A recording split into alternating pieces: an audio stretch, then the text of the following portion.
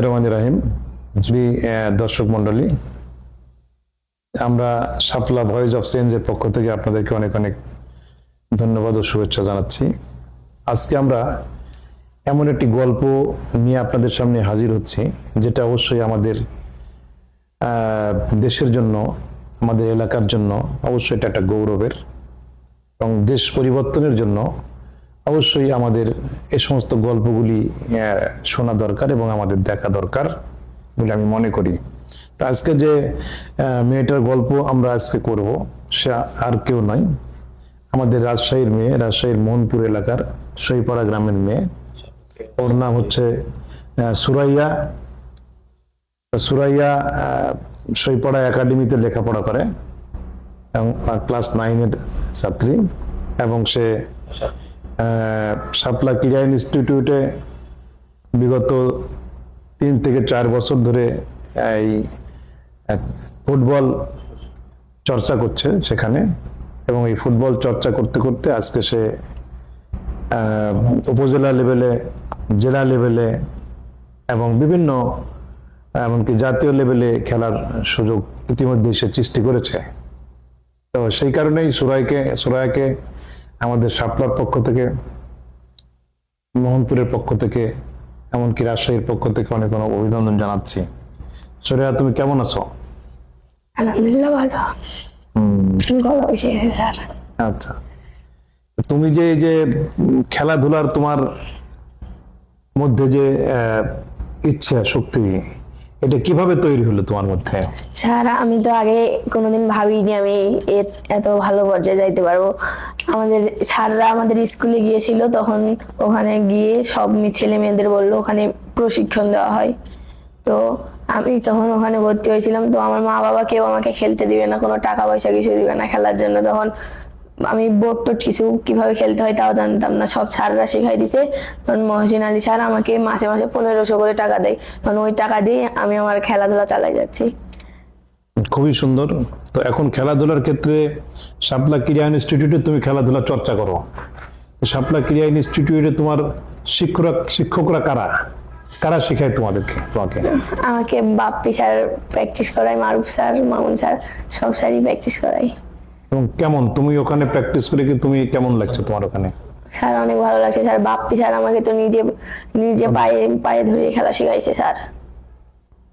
হ্যাঁ, তবে বাপ্পি স্যার তোমাকে হাতে ধরে একদম সুন্দর করে পায়ে ধরে তোমাকে খেলা শিখিয়েছে। এবং এই যে আজকে তোমার ছোট ছোট ভাবে তুমি আজকে উপজেলাতে, জেলাতে খেলে আজকে জাতীয় লেভেলে খেলছো, এবং গত পরশুদিন নতুন করে স্পোর্টসে রাজশাহী বিভাগের পক্ষ থেকে তুমি খেলেছ। জি স্যার। তো সেটা সম্পর্কে তুমি বলো যে ওটা তো তোমার কেমন লাগলো আর কি? ওটাতে স্যার অনেক ভালো লাগছে। আমি কোনোদিন ভাবতেই পারিনি প্রধানমন্ত্রীর কাছ থেকে আমি পুরস্কার নিতে পারবো, হ্যান্ডশিপ করতে পারবো। এগুলো সব সম্ভব হয়েছে ওখানে শাপলা ক্রীড়া ইনস্টিটিউট প্রতিষ্ঠিত হয়েছিল, তাই না হলে কোনোদিন আমার মা বাবা, পাড়া প্রতিবেশী কোনোদিন রাজশাহী গিয়ে আমাকে খেলাধুলা শিখতে দিত না। তোমার পারিবারিক ভাবে তো আমি জানি যে তুমি পারিবারিক ভাবে তোমার আব্বা, যাই হোক, একভাবে চলে আর কি আছে। তো তোমার আব্বা বা তোমার আম্মার পক্ষ থেকে কেমন সাপোর্ট পাও তুমি? আম্মা তো কোনোদিন আগে সাপোর্ট দিত না, শুধু আব্বা সাপোর্ট দিত। এখন ভালো পর্যায়ে গেছি, আম্মাও এখন সাপোর্ট দেয়। এলাকার মানুষজন কি ভাবে? এলাকার মানুষজন তো আগে বলেছিল খেলাধুলা করার দরকার নাই, এখন আর এগুলা বলে না। এখন কি তারা তোমাকে উৎসাহ দেয়? জি, তারা উৎসাহ দেয়। তাহলে এই যে গতকালকে তুমি যে খেললে, গত পরশুদিন তুমি যে ঢাকায় খেললে রাজশাহী বিভাগের পক্ষ থেকে, এবং নতুন করে স্পোর্টসের, তাই না, যেখানে আমাদের দেশের মাননীয় প্রধানমন্ত্রী, হ্যাঁ, এবং দেশ নায়ক জনাব তারেক রহমান যেখানে নিজেই বসে থেকে, মাঠে বসে থেকে খেলা দেখছে, সে গ্যালারি ছেড়ে সে মাঠে বসে থেকে এসে খেলা দেখেছে মন্ত্রী পরিষদের সদস্যবৃন্দদেরকে নিয়ে। তাহলে আমাদের দেশের প্রধানমন্ত্রী খেলাধুলা, ক্রীড়া সংস্কৃতিকে কিভাবে আরো উজ্জীবিত করা যায় তার জন্য কিন্তু সে প্রাণপণ চেষ্টা করে যাচ্ছে, এবং তোমাদের মতো চোরা যারা আছে তাদেরকে আজকে একদম রোড থেকে তুলে নিয়ে যাচ্ছে। তা আমাদের দেশের প্রধানমন্ত্রী সম্পর্কে কোনো মতামত আছে কিনা? প্রধানমন্ত্রীকে ধন্যবাদ দিবে কিনা? প্রধানমন্ত্রী নতুন করে স্পোর্টস এটা চালু করার মাধ্যমে আমাদের যে ছোট খেলোয়াড় এগুলা সবাই জাতীয় পর্যায়ে খেলার সুযোগ পাচ্ছে, ভালো খেলোয়াড়রা বাসায় যাচ্ছে। এই জন্য প্রধানমন্ত্রীকে ধন্যবাদ জানাই। আচ্ছা, তোমার ভবিষ্যৎ স্বপ্ন কি? ভবিষ্যৎ স্বপ্ন ন্যাশনাল জাতীয় টিমে খেলবো, দেশের বাইরে খেলবো কোন দেশকে? এবং দেশের নাম উজ্জ্বল করবো বিশ্বের কাছে। এটাই তোমার ভবিষ্যৎ পরিকল্পনা। জি স্যার। এবং তোমার এলাকার যে এই যে তোমার মতো অনেক মেয়েরা আছে যারা খেলতে চায়, তারা এই ধরনের ইনভায়রনমেন্ট পায় না। তুমি কি এরপরে সে সমস্ত মেয়েদেরকে তুমি তাদেরকে অনুপ্রাণিত করবে বা খেলার জন্য তাদেরকে বলবা? জি স্যার। বলবা? যাই হোক, সুধী মণ্ডলী, ও হচ্ছে ছোট্ট একটা মেয়ে, সে আমাদের একটা প্রেরণার উৎস, আমাদের চেতনা, প্রেরণা, যেটাই বলেন উৎসাহ। আমরা চাই যে এরা যখন জেগে উঠবে, বাংলাদেশ তখন জেগে উঠবে। আমরা একটা সুন্দর বাংলাদেশ চাই, এবং বাংলাদেশ সরকার যেভাবে বাংলাদেশকে নিয়ে অনেক পরিকল্পনা করছে, সেই পরিকল্পনার অংশ হিসেবে আজকে এই যে নতুন কুড়ি, আমরা একসময় নতুন কুড়ি মানেই জানতাম বাচ্চা কাচ্চাদের গান, নাচ, এগুলো, কিন্তু এখন নতুন কুড়িতে সংযুক্ত হয়েছে স্পোর্টস, এবং সারা বাংলাদেশের ছেলেমেয়েরা আজকে জেগে উঠেছে।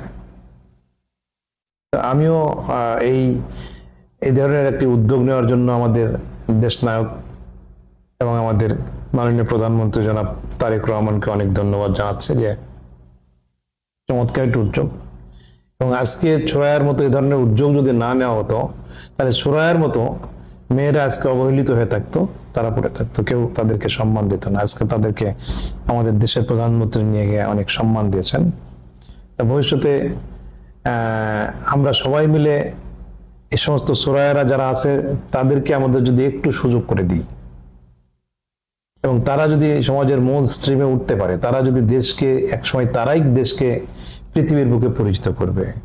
এরাই আমাদের স্বপ্ন, আগামী দিনের ভবিষ্যৎ। তো সুতরাং আসুন আমরা আমাদের জায়গা থেকে এই সমস্ত গ্রামে গঞ্জে, একদম নিভৃত পল্লীতে, বিভিন্ন এলাকাতে অনেক মেধাবী ছেলে মেয়ে ছড়িয়ে আছে, ছিটিয়ে আছে, বিভিন্নভাবে অবহেলিত হয়ে আছে, তাদেরকে আমরা খুঁজে বের করি, এবং তাদেরকে আমরা আমাদের জায়গা থেকে যেই জায়গাতে দক্ষ, তাকে সেই জায়গাগুলিতে যদি আমরা সবাই মিলে আমাদের জায়গা থেকে একটু প্রতিষ্ঠিত করার চেষ্টা করি, তাহলে এই দেশ সারা বিশ্বের বুকে প্রতিষ্ঠিত হবে, এবং এই দেশকে এরাই এগিয়ে নিয়ে যাবে, আমাদের সন্তানরা এগিয়ে নিয়ে যাবে। ওরা আমাদের সন্তান। আসুন আমরা সবাই মিলে, কে আমাদের সন্তান, কে আমার সন্তান, সেটা না ভেবে আমরা সবাই ভাবি যে সবাই আমাদের সন্তান। আমাদের সন্তানকে আমরা সবাই একটু হাত বাড়ায় দিয়ে তাদের প্রতি, যদি হাত বাড়ায় দিয়ে তাদেরকে যদি আমরা একটু উপরে তুলে দিতে পারি, তাহলে এই দেশ ইনশাল্লাহ উপরে উঠবে। সবাই ভালো থাকবেন, সুস্থ থাকবেন। ধন্যবাদ সকলকে, এবং সুরায়া, তোমাকে অনেক অনেক ধন্যবাদ। তুমি সামনে এগিয়ে যাও, এবং তোমার জীবন অনেক সাফল্যমণ্ডিত হোক, এবং তোমার মাধ্যমে দেশ উন্নতি লাভ করুক, এবং দেশের পরিচিতি তুমি সারা বিশ্বে তুমি এবং তোমার বন্ধুরা যেন তুলে ধরতে পারো, এই আশাবাদ ব্যক্ত করে আজকে শেষ করছি। ধন্যবাদ তোমাকে। ধন্যবাদ।